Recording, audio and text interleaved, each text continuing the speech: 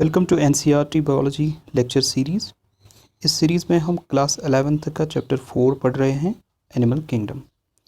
Lecture 3 में हम सीखेंगे आज टीनोफोरा के बारे में।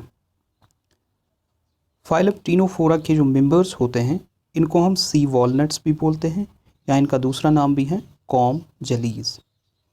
ये सभी के सभी मैरीन होते हैं, दे आर एक्सक्लूसिवली मैरीन और फ्री स्विमिंग होते हैं।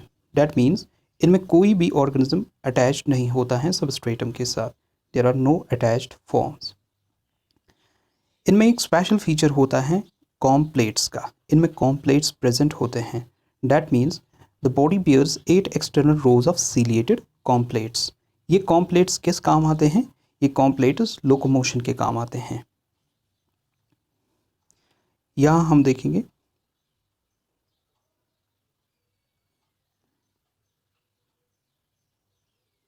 ये है एक एग्जाम्पल प्लेरोब्रैंकिया की। प्लेरोब्रैंकिया में आप देखते हो ये जो आपको रिंग्स आपको दिख रहे हैं, दीज आर द कॉम्प्लेट्स।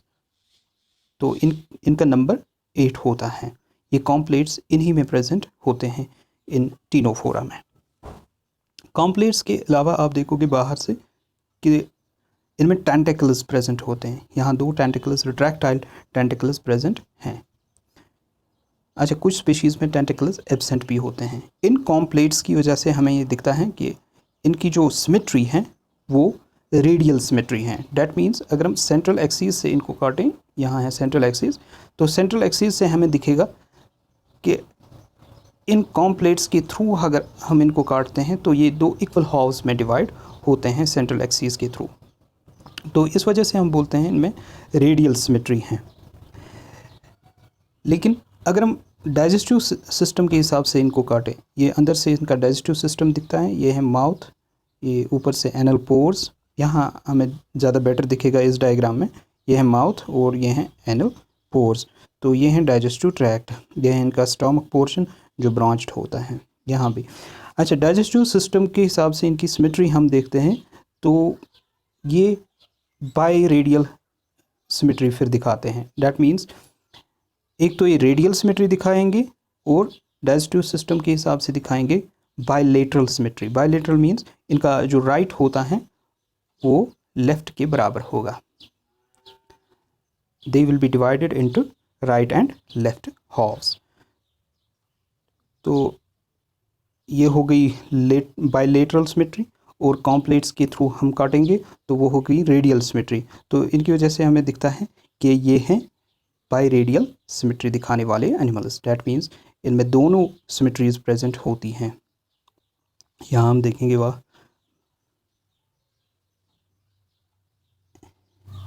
इनमें बाई रेडियल सिमेट्री होती है। डैट मीन्स रेडियल सिमेट्री भी और बायलेटरल सिमेट्री भी। अच्छा, आपकी टेक्स्ट बुक ने सिर्फ रेडियल सिमेट्री का जिक्र किया है। नेक्स्ट हम देखेंगे इनमें ये जो टेंटिकल्स होते हैं, ये ऑलरेडी मैंने बताया आपको, ये प्रेजेंट भी हो सकते हैं और कुछ स्पीशीज़ में ये एब्सेंट होते हैं। Next is digestion. आप देखोगे ये जो डाइजेशन होता है ये 2 टाइप का हो सकता है इसमें। या तो ये एक्स्ट्रा सेल्यूलर होगा और इंट्रा सेल्यूलर। डैट मीन्स ये जो फूड एंटर होता है इनकी बॉडी में वो डाइजेस्टिव ट्रैक में डाइजेस्ट होता है, वो हो गया इसका एक्स्ट्रा सेलुलर डाइजेशन। और जो सेमी डाइजेस्टेड फूड होता है वो सेल्स में एंटर होकर फिर मज़ीद डाइजेस्ट होता है, उसको हम इंट्रा सेल्युलर डाइजेशन बोलते हैं। डैट मीन्स ये दोनों दिखाते हैं, एक्स्ट्रा सेलुलर और इंट्रा सेलुलर डाइजेशन। स्टोमक जो होता है ये सैक लाइक स्ट्रक्चर नहीं होता, ये ब्रांचड स्ट्रक्चर होता है। जिस तरह हमने अभी देखा, ये ब्रांचड स्ट्रक्चर आपको दिखेगा। ये स्टमक का पोर्शन है यहाँ बीच में, तो ये ब्रांचड स्ट्रक्चर आपको दिखेगा। It is branched structure forming gastrovascular canals. अच्छा, ऐसे डाइजेस्टिव सिस्टम को जहाँ हम, ये है डाइजेस्टिव ट्रैक्ट, जहाँ हम माउथ भी देखें और एंड्स भी प्रेजेंट हो, तो ऐसे डाइजेस्टिव सिस्टम को आप बोलते हो complete digestive system. This called complete digestive system. Complete digestive tract with mouth and 2 anal pores. लेकिन आपकी टेक्स्ट बुक ने इनकम्प्लीट ही लिखा है, इसका थोड़ा ख्याल रखें। एनसीईआरटी पे ये इनकम्प्लीट ही है अभी।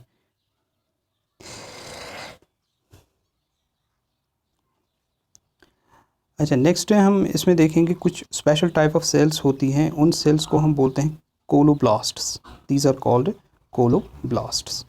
और इनका दूसरा नाम भी है लेसोसेल्स। ये इन टेंटिकल्स पे प्रेजेंट होती हैं, they are present on these tentacles. ये फूड कैप्चर करने में मदद देते हैं। इनमें एक स्पेशल प्रॉपर्टी होती है, that is bioluminescence. It's the property of a living organism to emit light. जब एक लिविंग ऑर्गेनिज्म इमिट करता है लाइट तो उसको हम बायोल्यूमिनेसेंस बोलते हैं। तो ये टिनोफोरा में पाई जाती हैं। आप देखोगे यहाँ ये एक एग्जाम्पल है, तो ये ब्राइट हमें दिखता है, ऑलरेडी ये ट्रांसपेरेंट होते हैं तो ये ब्राइट भी दिखते हैं लाइट इमिट होने की वजह से। नेक्स्ट हम देखेंगे इनकी रिप्रोडक्शन के बारे में।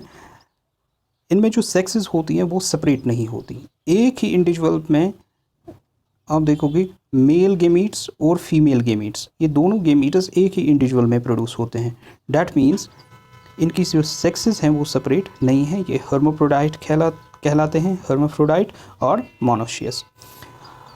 क्योंकि ये गेमीट्स से रिप्रोड्यूस करते हैं, हम बोलते हैं ये सेक्सुअल रिप्रोडक्शन दिखाते हैं, और एसेक्सुअल रिप्रोडक्शन इनमें एब्सेंट होती हैं।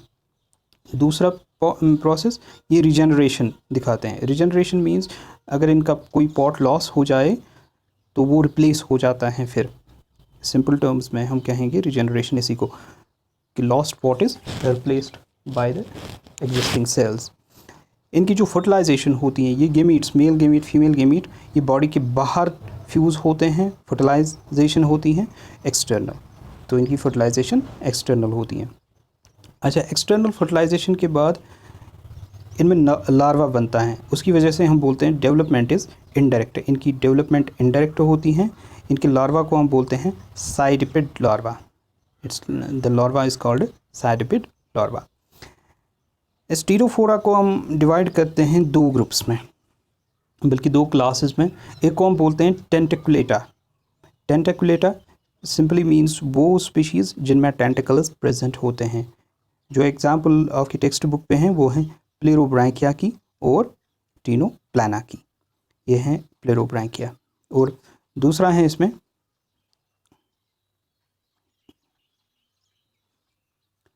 दूसरा क्लास न्यूडा, जिनमें ये टेंटिकल्स एब्सेंट होते हैं।